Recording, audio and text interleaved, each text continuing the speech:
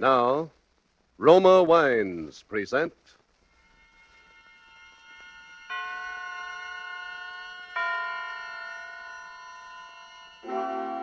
Suspense. Tonight, The Man Who Knew How, starring Charles Lawton. Suspense is presented for your enjoyment by Roma Wines. That's R-O-M-A, Roma Wines. Those excellent California wines that can add so much pleasantness to the way you live, to your happiness in entertaining guests, to your enjoyment of everyday meals. Yes, right now a glassful would be very pleasant as Roma Wines bring you Suspense.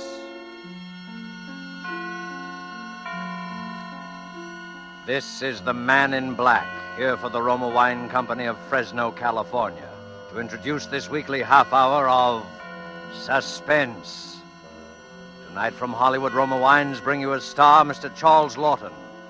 And so with Dorothy L. Sayers' intriguing story of The Man Who Knew How, and with the performance of Charles Lawton as Mr. Pender, a law-abiding citizen of suburban London, we again hope to keep you in suspense.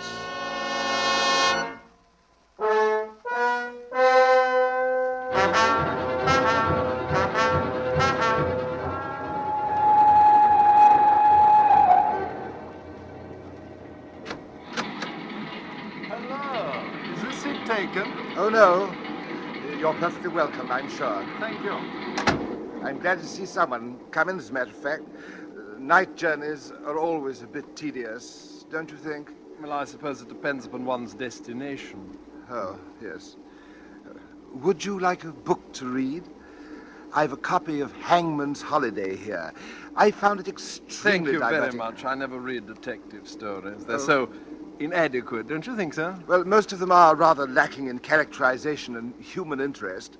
But on a railway journey, one really has to Well, do I some... wasn't speaking of the characters so much. I meant the crimes. Bungled, you know. Oh, but I don't agree with you All there. these penny dreadful murderers are so incompetent, they bore me. Oh, I say, I think you're quite wrong. The criminals in books are usually a good deal more imaginative and ingenious than murderers in real life. Then the murderers who are found out in real life, yes. Well, even some of those did pretty well before they got pinched.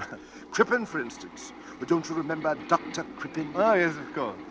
You know, Crippen need never have been caught if he hadn't lost his head and run off to America. Well, that's the point, you see. He did lose his head. Very good. Yes. No, he bungled the whole business. It could be so simple. Now, just for argument, if you were going to commit a murder, what weapon or means would you choose? Me? Well, let's see. I've never really given it much thought to actually. I know. Yes, I should use a sandbag. A sandbag? Yes, it's worked very successfully in 2 stories I've read recently. A sandbag? Oh, yes. Pardon me, I didn't mean to be rude, but the clumsiness of it all, the elaboration, the lies, the paraphernalia, the alibis, absolutely unnecessary. Oh, no, come. You can't expect committing a murder and getting away with it to be as simple as shelling peas. Oh, you think that, do you? Well, you're mistaken, sir. It can be quite simple. Oh, well, if it's so easy, how would you set about committing a murder? I? Oh, well, that's different. I shouldn't have to think twice about it. You see, I know how. You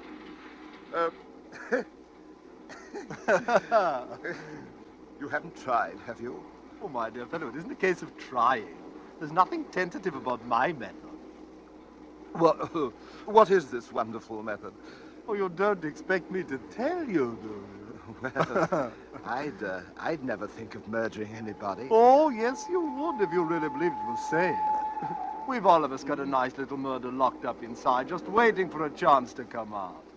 Oh, why are all these tremendous artificial barriers built up around murder by the church and by the law?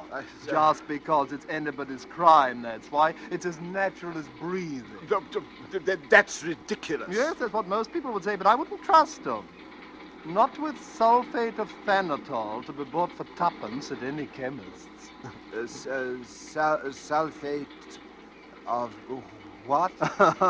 You think I'm giving something away? Well, I'm not. It's a mixture of that and one or two other things. You see, all equally ordinary and cheap. Well, for ninepence you could make up enough to poison the entire cabinet. Tell me. Of course, it wouldn't do to polish off so many at one time. Might look queer if they all died simultaneously in their baths. In their... Why in their baths? Well, that's the way it would take them. It's not the mixture alone that does the trick. You see, it needs hot water to make the stuff take effect. Just a hot bath, any time from a few hours to a few days after administration. It's quite a simple chemical reaction. It couldn't possibly be detected by analysis. It would just look like heart failure. I've never heard of such a thing. You know, it's very odd how often one seems to read of people being found dead in the bathtub. Have you noticed? No. But look here. If nobody is fit to be trusted with this potent formula... I'm not to be trusted either. Exactly. Well, that's true, but it's past praying for now. I know the thing, and I can't unknow it. Unfortunate, perhaps, but there it is. Huh. Are we slowing down? Yes, this is rugby. Rugby already, dear me. I must get out here. I have a little business to do with rugby. I'm most indebted to you, sir. I've been quite entertained with your secret formula. Thank you. Just a moment. What did you say was the name of that stuff? Sulfate of... Now, look here. If I were you, my dear sir, I'd just put it out of my head and forget it. Oh, there's a good fellow. Forget it. Yes, yes, that would be better. I will try to forget it.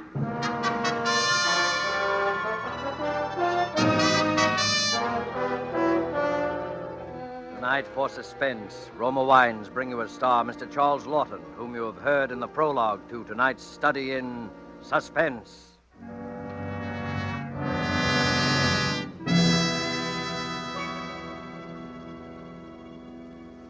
Far to the south of us is our good neighbor country, Ecuador.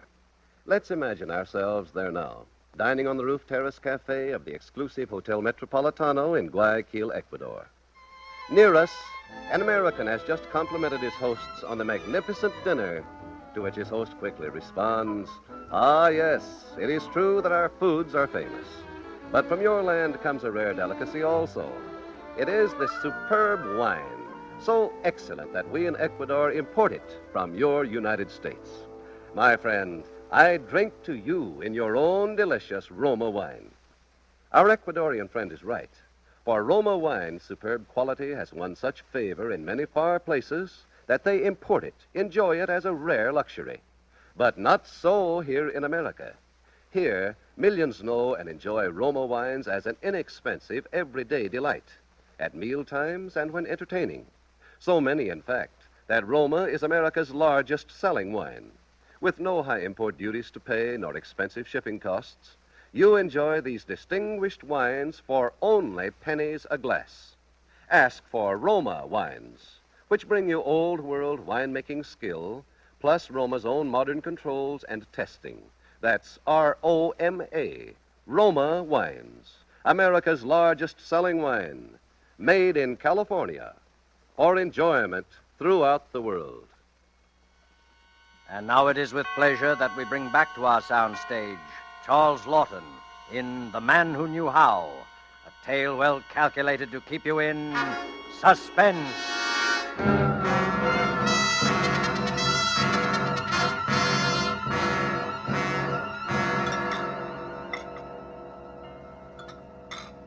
Good morning, sir. Morning, Charles. I've an egg for your breakfast, sir. Oh, thank you. They're quite scarce now, you know. Yes, I know. Will you have your tea now, sir? Yes, please. Anything in the post, Charles? Only a note from your tailor, sir. He'd be pleased to have you come in for a fitting at 1 on Tuesday next. Oh, very well.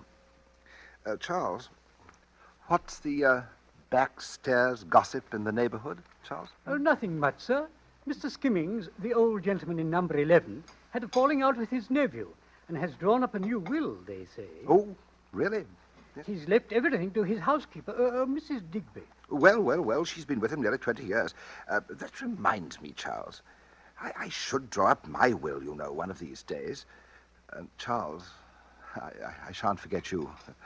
You've been more than loyal to me, Charles. Thank you, sir. Charles? Yes, sir? Charles, has it ever occurred to you that an unusually large number of people die in bathtubs? In a bathtub, sir? Yes. You know, they seem to have a heart attack while in their bath, and they never come out of it. It's a common occurrence, I dare say, sir. There was one in the paper like that this morning. There was? Yes, sir. Right on the front page it was. That's how I happened to notice. Here, it's this account, sir. Oh, wealthy manufacturer dies in bath. Mr. Brittlesea it was, sir, of the Brittlesea's Engineering Works at Rugby. Rugby? Did you know him, sir?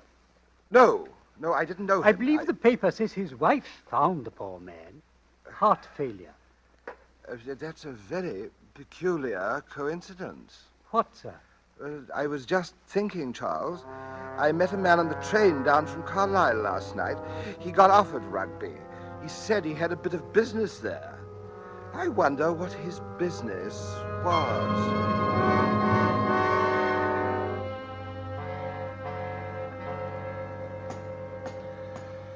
Oh, Charles! Charles, there's someone at the door. Oh, dear me, the bell must be out of order. Charles! Where is that other slipper? Damn me. Charles! All right. Just a moment. Is anybody there? I'm coming. Oh, Mrs. Digby. Oh, I didn't mean to rouse you, sir. Oh, but Mr. Skimmings never kept a phone in the house, sir. And, oh, sir, perhaps you could tell me who to call. Step inside, Mrs. Digby. Now, what precisely seems to be the trouble? Well, I thought he was a long time in the bath, sir. But I never dreamed. Oh, dear me, has Mr. Skimmings been taken ill? Is that what the matter? Worse than ill, sir. All blue he is. Dear me. If only I'd looked in sooner, sir. But you know a gentleman in his bath how it is, sir. Oh, yes, of course. I must say I've always been afraid something of this sort might happen. The old gentleman would take his bath so very odd. Probably had a slight stroke, Mrs. Digby. I dare say the doctor will be able to bring him round. Not likely, sir. From the look of him, he's been dead for some time, sir.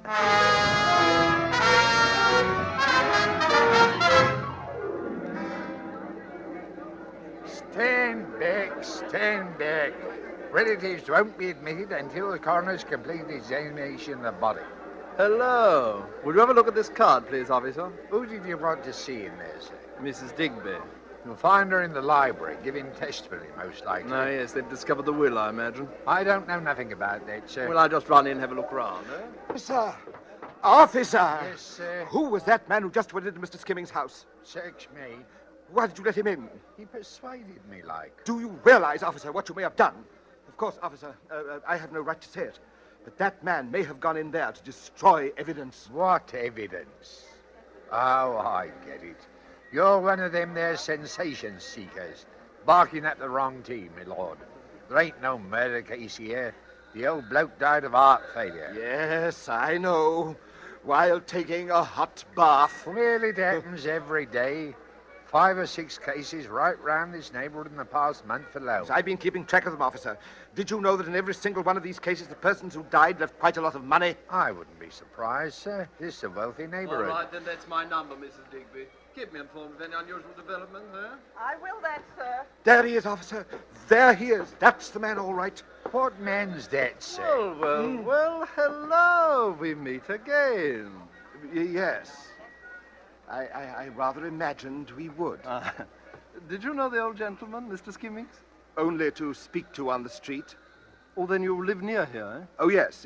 4th house down. I'm just going back. Mind if I walk along? Oh, no, of course not. Odd our meeting again like this, isn't it? Most peculiar. Do you live in these parts, too? I? Oh, no. I was only here on a little matter of business. Yes. Last time we met, you had a business at Rugby. Oh, yes, I had. Well, my business takes me all over the country. I never know where I may be wanted next. It was while you were at rugby that silly old Brittlesey was found dead in his bath, wasn't it? Why, yeah, there's a funny thing, coincidence. He left all his money to his wife, I believe. She's a rich woman now. Good-looking girl, a lot younger than he was. This is my gate. Oh, already? Will you come in and have a drink? Why, yes, thanks. I should like to very much. I trust your wife won't object to this intrusion. I have no wife.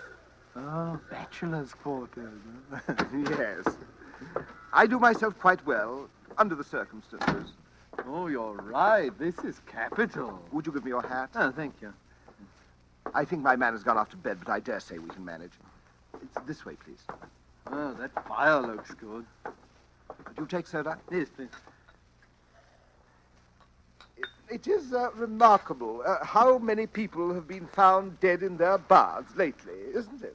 You think it's remarkable, huh? Well, I suppose... I don't know, perhaps it is. I suppose I've been taking more notice on account of that conversation we had on the train. You know, it is a curious thing how when once your attention is attracted to any particular set of circumstances, that set of circumstances seems to haunt you. True. Let us say, for instance, that you get appendicitis. Now, immediately the newspapers are filled with paragraphs about people who have died of or recovered from appendicitis. True. Uh-huh. You see it mentioned in all the magazines. You discover that many of your friends and acquaintances have had appendicitis. The thing seems rather to pursue you. Yes, that's exactly how it is. And all these bathtub deaths, the sequence of events is the same in each case. The hot bath, the discovery of the body, the inquest, and the medical opinion, always the same, death due to heart failure following immersion in hot water. Yes. It just makes me wonder, you know how one does, foolishly, whether anybody else had happened to hit on that drug you mentioned. What was the name of it? Oh, I shouldn't think so. I fancy I'm the only person who knows about that. You a chemist? Oh, I'm a bit of everything, sort of a general utility man, huh? I do a good bit of studying on my own, too. You see, well, I see you've some very interesting books here. Yes, I collect modern first editions. May I see that green volume there? Oh, of course, certainly. I'll fetch it down. It's a Henry James. It's quite a bargain, really. Here we are. Oh. A charming book. Yes, indeed. Well, it's a very interesting hobby. Yes. E. Pender, is that your name, Pender? Yes, it's Everett Pender. You have the advantage of me now, sir. Huh? Oh, well, I'm one of the great Smith clan, Yes. and work for my bread. Here's your drink. You're retired, I suppose, huh? Yeah, thank you. Yes, only recently. I was in a bank until I came into this bit of money. Well, you're one of the lucky ones, not married, comfortably fixed.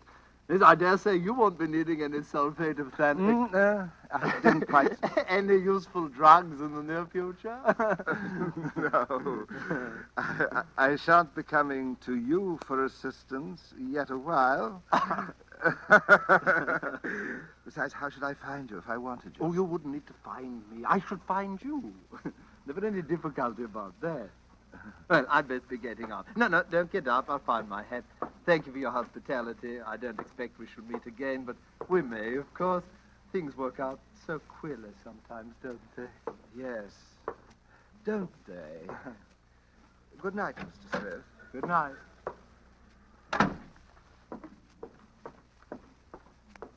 I beg pardon, sir. Oh, hello, Charles. I thought you'd gone to bed. I heard voices and thought you might be wanting something. Oh, it was just an acquaintance, Charles. Stopped in for a drink. He's gone. Shall I take the glasses? Yes, thank you, Charles. Do you wish to finish yours, sir? Mr. Pender. What? Your drink, sir. Do you wish to finish Oh, it? yes, of course. I thought I had. There you are. I'll draw your bath when you're ready for it, sir. Oh, there's no hurry. Tell me, Charles, did you ever notice a tall, dark chap with very thick spectacles and curly hair calling on Mrs. Digby? Why, yes. Come to think of it, I have, sir. But then he always seems to be about whenever there's a death in the neighborhood. Lately, that is. Did you ever talk with him, Charles? Why, Why not to mention it, sir? You did talk to him, Charles.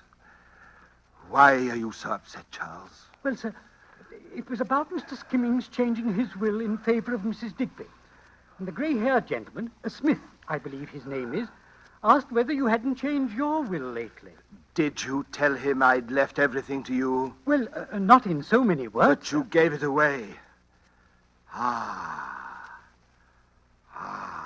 So that's his game. Oh! Good Lord in heaven. What is it, sir? That drink. He poured it while I was getting a book down from the case. What is it, sir? Charles, under no circumstances am I to have a hot bath for at least 2 weeks. Do you understand, Charles? No hot baths. Very well, sir. Oh, Charles, in the paper, has anyone else died in his bath? Why, as it happens, yes, sir. Here it is, sir. The inquest will be held tomorrow at 3. The inquest. Yes, the inquest, Charles. I know what my duty is. I shall be at the inquest tomorrow.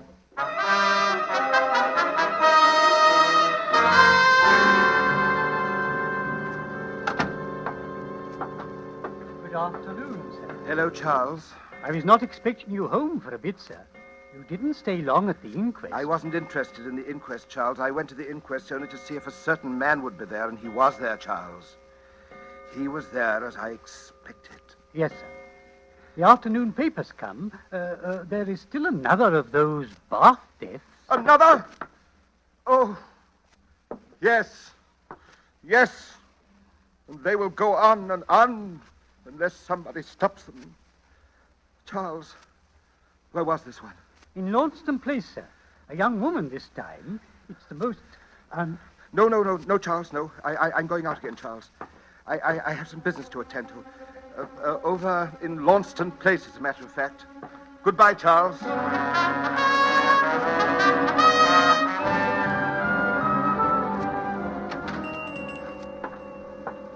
sir. And what can I do for you, sir? Do you have one of those old-fashioned sandbags? Sandbags, sir? The kind one uses to keep drafts from coming in under a door? Oh, yes. Matter of fact, I think we may have one left. Oh, yes, here we are, sir. Not much demand for these nowadays. No, I suppose not. Careful if you use it on a stair landing, sir. One of these fell and hit a woman on the head, case I know of, knocked her out cold. You don't say. Really? Well, I'll be very careful. Yes, very careful.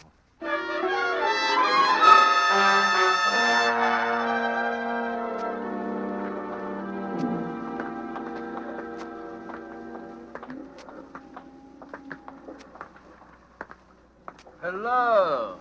Bobby, you've got light there. Right, sir. Here you are. Well, thank you. Would you like a cigar to smoke later on? Thank you, sir. By the way, sir, there's a bloke following you. I don't know whether you noticed. Yes, I noticed. Let him alone, Bobby. I'm going to have some sport with him. Right, you are, sir. Good night. Good night.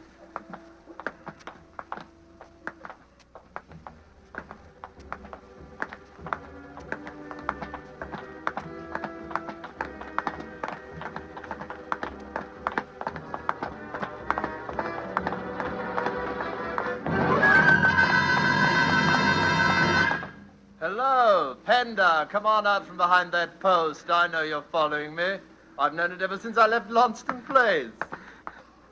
You should have told that Bobby to arrest me. Why should I? Because I'm going to kill you. Why ever do you want to do a thing like that? To put an end to one of the most fiendish careers in the annals of crime. You've committed your last murder, Mr. Smith. Oh, come, look here, old boy. My name's not Smith at all. I'm William Buckley, and you... I didn't imagine it really was Smith. Do you actually believe that I'm responsible for all these bathtub deaths? Do you deny that you are? Why should I? You told me yourself you're the only man who knows the formula for the poison. Sulfate of thanatol? Oh, yes, indeed. You have me there, Pender. And you stood to profit by every one of those deaths, didn't you, Mr. Buckley? You have me there, too. Look here, Pender, you're a great reader of crime stories. Haven't you ever wished someone would commit the perfect crime and get away with it just once? Yes, I have. God help me, but I don't anymore. I saw old Skimmings dead in his bath. Blue and horrible. Now, look, Ooh. The man who committed that outrage must die. Now, Pender, look. You, Buckley, you must die. Pender, you're mad. You don't know what you're doing, Pender!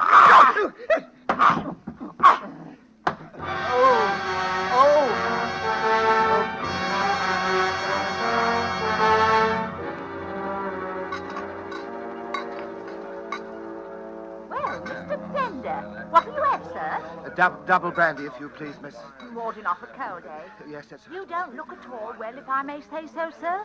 Ought to be home in bed, you, eh? I dare say, yes. Just coin for the phone, Gibbons. Right away, sir. Say what's up, Tom. Promise not to beat me to the phone, and I'll tell you. Oh, if it's interesting like murder, my paper wouldn't print it anyway. What is it? Bill Buckley, of all people. No. Gone to an inquest. Some woman died in her bath. Really? Buckley must have been on his way to interview the husband at his laboratory. It was a rough district close to the river. Somebody crept up on him and gave him such a blow it broke his neck. Don't say. Police say it must have been a sandbag. Well, who did it, do they know? The vaguest notion got clean away in the fog. Oh, that's too bad. Bill Buckley was a great crime reporter. He was a decent sort, too. I worked with him for a time. Great sport, no end of a leg puller. Oh, I know. Did you ever hear about that sulfate of thanatol stunt he used to work? No, No, what was what that? was that? Well, he'd look at you sober as a judge, he would, and then tell you about this sulfate of thanatol, Sulfate which, of mixed with a few other thanatol. things, he said would cause death if you swallowed it and then took a hard bath.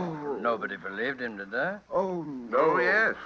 He used to work off that wheeze on poor boobs and railway carriages to see how they'd take it. Really? Would you believe it? One chap actually Oh, accused Oh, Mr. Pender! What's happening? Oh. Hello? Why, that bloke has fainted.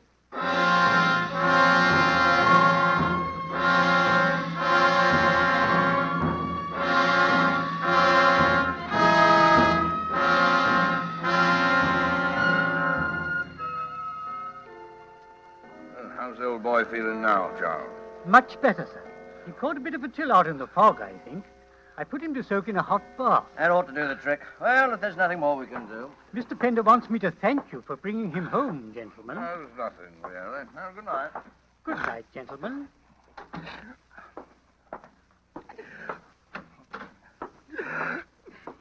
Is your bath hot enough, sir? Mr. Pender. Mr. Pender. I found out the name of that drug, Charles. Sulfate of... It was sulfate of thanatol. Oh, sir. Mr. Pender. Mr. Pender. You're... He's dead.